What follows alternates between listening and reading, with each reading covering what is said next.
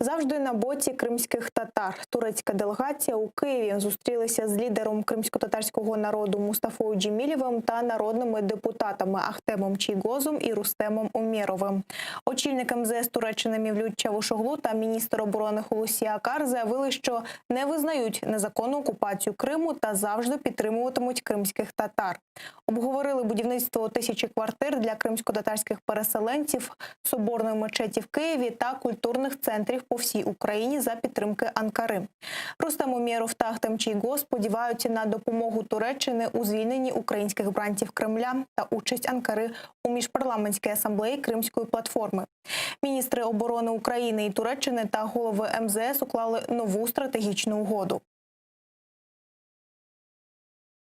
Питання співпраці у військово-технічній сфері, у оборонній сфері, у сфері морської безпеки, вони є ключовими на порядку денному, починаючи від поставок і спільного виробництва ударних безпілотників і до виробництва корветів.